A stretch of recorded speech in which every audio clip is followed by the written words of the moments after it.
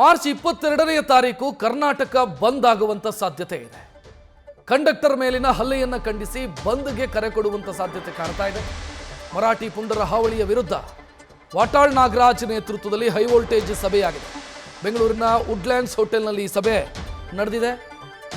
ಸದ್ಯ ಈ ಸಭೆಯ ಬಳಿಕ ಬಂದ್ಗೆ ಕರೆ ಕೊಡುವಂತ ಸಾಧ್ಯತೆ ಇದೆ. ಮಾರ್ಚ್ 22ನೇ ತಾರೀಕು ಕರ್ನಾಟಕ ಬಂದ್ಗೆ ಕರೆ ಕೊಡುವಂತ ಸಾಧ್ಯತೆ ಇದೆ.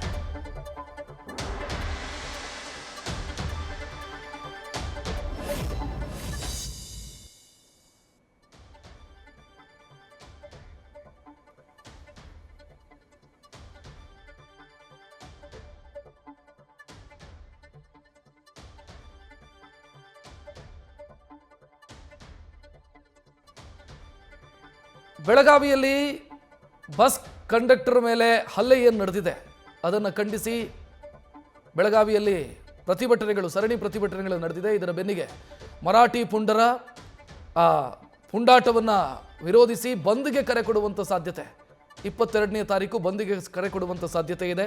ವಾಟಾಳ್ ನಾಗರಾಜ್ ನೇತೃತ್ವದಲ್ಲಿ ಹೈ ವೋಲ್ಟೇಜ್ ಸಭೆಯೊಂದು ನಡೀತಾ ಇದೆ. ಈ ಸಭೆಯಲ್ಲಿ ನಿರ್ಧಾರ ತೆಗೆದುಕೊಳ್ಳುವಂಥ ಸಾಧ್ಯತೆ ಇದೆ.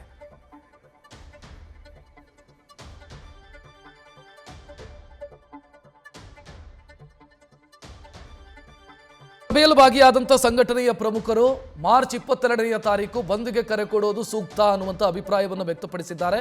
ಇದಾದ ನಂತರ ನಿರ್ಧಾರ ತೆಗೆದುಕೊಳ್ಳುವಂಥ ಸಾಧ್ಯತೆ ಇದೆ. ಅಂದರೆ ಈ ಸಭೆಯಲ್ಲಿ ಭಾಗಿಯಾದಂಥ ಬೇರೆ ಬೇರೆ ಕನ್ನಡ ಪರ ಸಂಘಟನೆಯ ಪ್ರತಿನಿಧಿಗಳು ಮತ್ತು ನಾಯಕರು ಬಂದ್ಗೆ ಕರೆ ಕೊಟ್ಟಿದ್ದಾರೆ. ಬಂದ್ ಮಾಡೋದು ಒಳ್ಳೆಯದು ಅನ್ನುವಂಥ ನಿರ್ಧಾರವನ್ನು ಹೇಳಿದ್ದಾರೆ ಅಥವಾ ತಮ್ಮ ಅಭಿಪ್ರಾಯವನ್ನು ತಿಳಿಸಿದ್ದಾರೆ. ಈ ಬಗ್ಗೆ ಹೆಚ್ಚಿನ ಡೀಟೇಲ್ ನೀಡೋದಕ್ಕೆ ವಾಟಾಳ್ ನಾಗರಾಜ್ ಅವರ ನೇತೃತ್ವದಲ್ಲಿ ಸದ್ಯ ಮಹತ್ವದ ಸಭೆ ನಡೀತಾ ಇದೆ. ಸಭೆಯಲ್ಲಿ ಬಂದ್ಗೆ ಕರೆ ಕೊಡುವಂತ ತೀರ್ಮಾನವನ್ನು ತೆಗೆದುಕೊಳ್ಳುವಂತ ಸಾಧ್ಯತೆ ಇದೆ. ಕರ್ನಾಟಕ ಬಂದ್ಗೆ ಕರೆ ಕೊಡುವಂತ ನಿರ್ಧಾರವನ್ನು ತೆಗೆದುಕೊಳ್ಳುವಂತ ಸಾಧ್ಯತೆ ಇದೆ. ನ್ಯೂಸ್ ಫಸ್ಟ್ ನಿರ್ಭೀತಿಯಿಂದ ನಿಮ್ಮ ಪರವಾಗಿ.